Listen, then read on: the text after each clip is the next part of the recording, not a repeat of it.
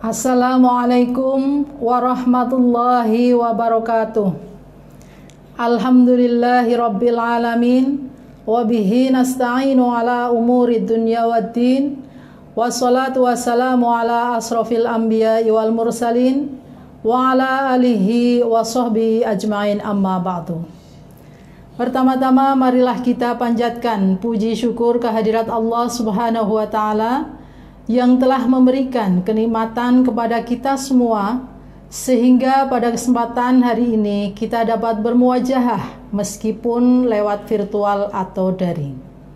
Sholawat serta salam semoga tetap tercurahkan kepada junjungan kita Nabi Agung Muhammad Sallallahu Alaihi Wasallam.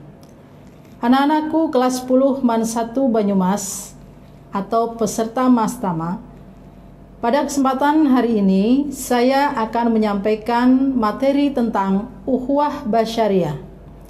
Namun sebelumnya akan kami perkenalkan terlebih dahulu, karena tak kenal maka tak sayang. Nama saya Ibu Ninung Saifunah SAG MPDI, pengampu mata pelajaran fikih, juga pembina Rohis Fuki MAN 1 Banyumas, dan staf kesiswaan MAN 1 Banyumas. Anak-anakku yang saya sayangi, ukhuwah basyariah ada dua kata yang perlu dipahami dan juga perlu diketahui.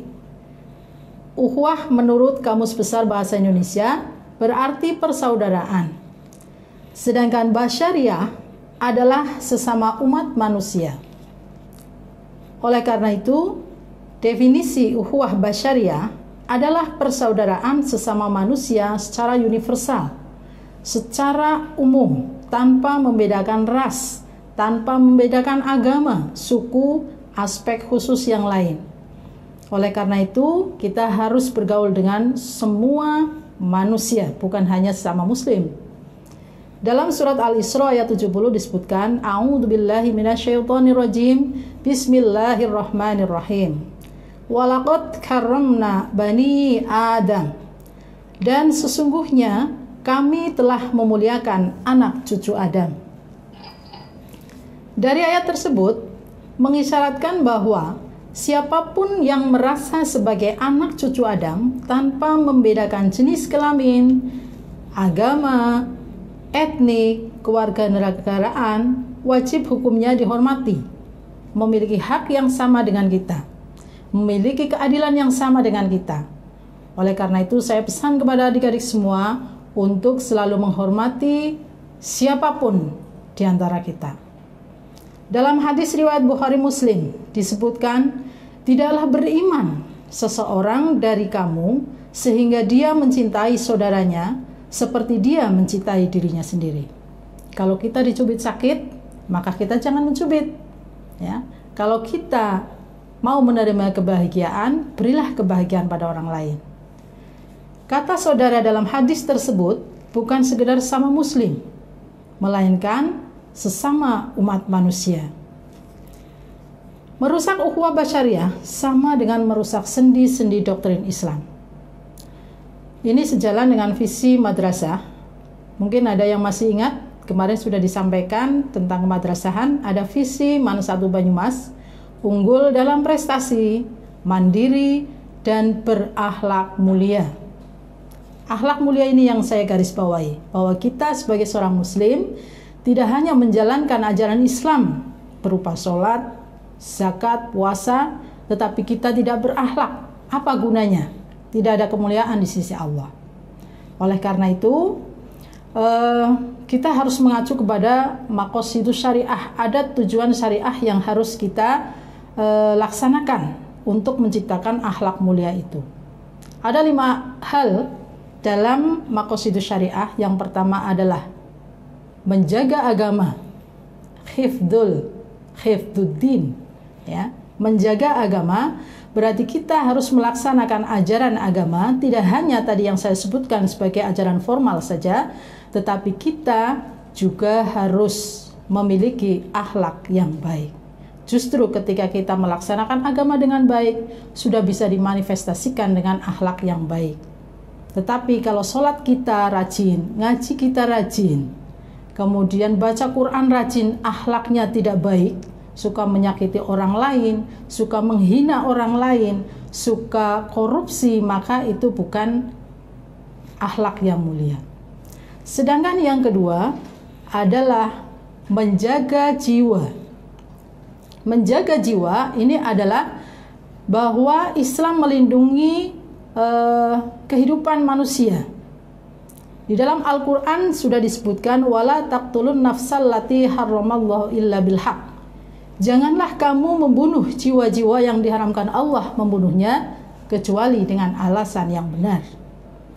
Maka kita tidak boleh membunuh orang lain.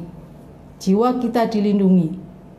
Adik-adik mungkin pernah membaca ada peristiwa satu keluarga yang bunuh diri.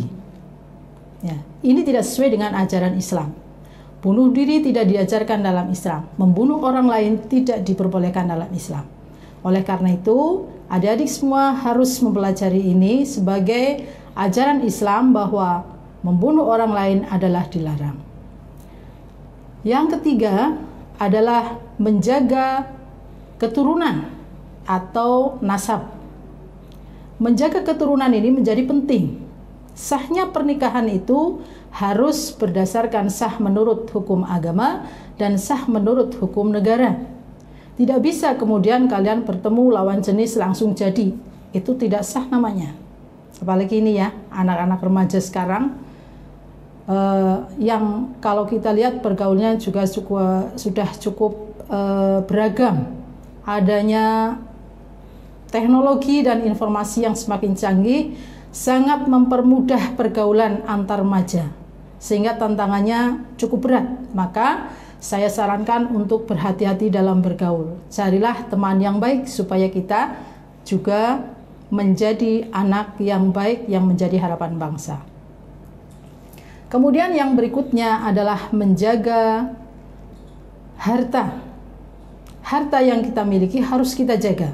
Baik itu berupa harta benda, baik itu anak, baik itu saudara, itu adalah harta, ya.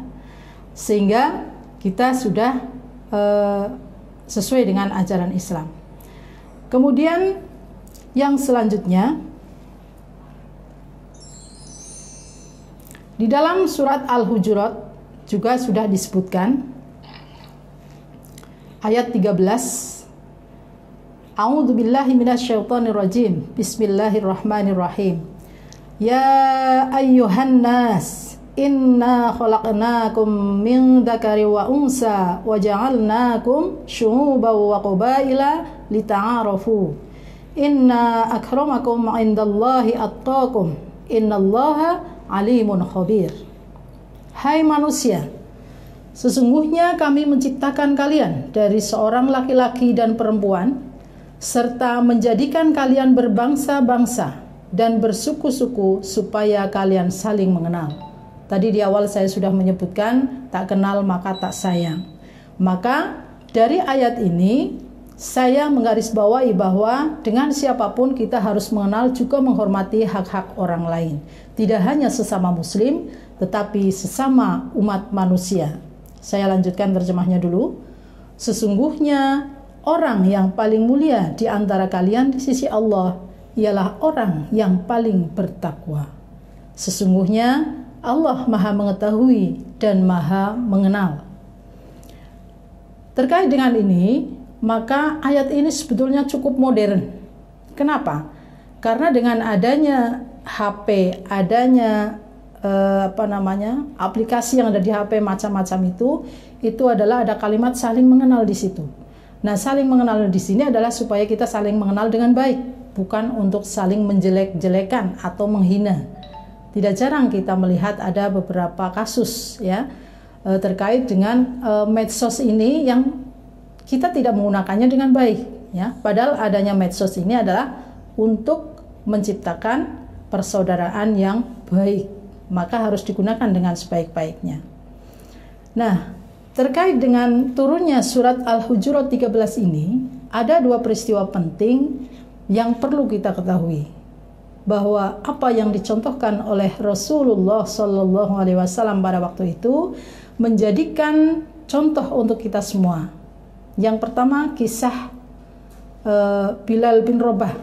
Waktu itu ketika Nabi masuk kota Mekah pada saat Fathu Makkah, Bilal bin Rabah naik ke atas Ka'bah dan menyerukan azan. Semua orang kaget, siapa dia? Ada yang mengejek, apa Muhammad tidak menemukan selain burung gagak ini untuk berazan?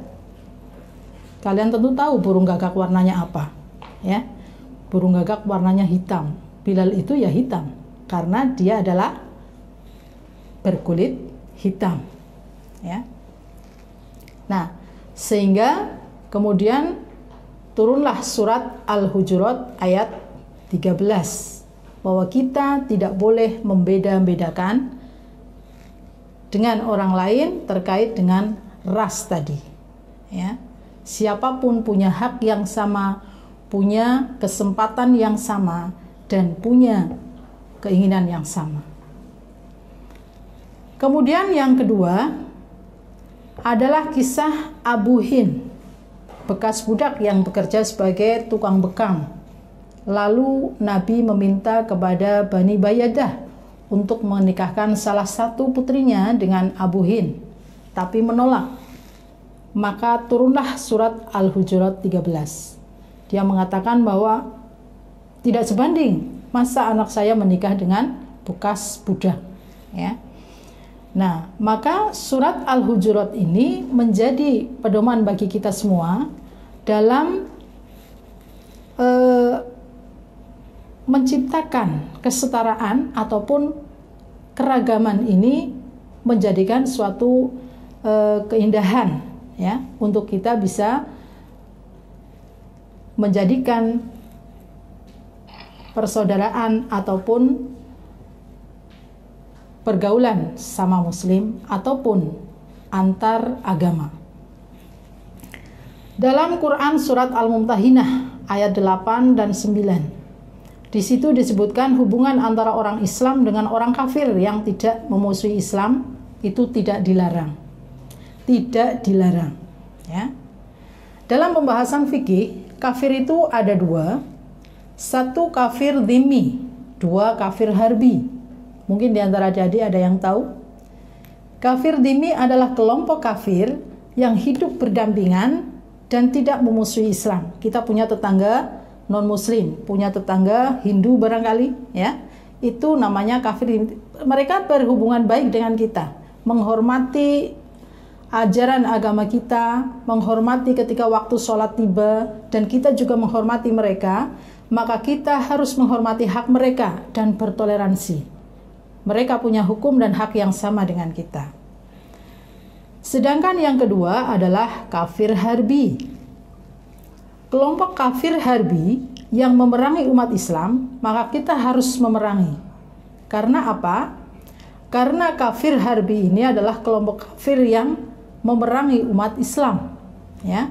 Maka dari itu harus diperangi karena dia sudah merusak sendi-sendi ajaran Islam. Ini perlu saya garis bawahi, dalam kehidupan kita sehari-hari sering karena berbeda agama, karena berbeda kelompok, menjadikan pertengkaran, permusuhan, ya. Kemudian menimbulkan bentrok sana sini. Ini karena apa? Tidak adanya toleransi antar umat beragama.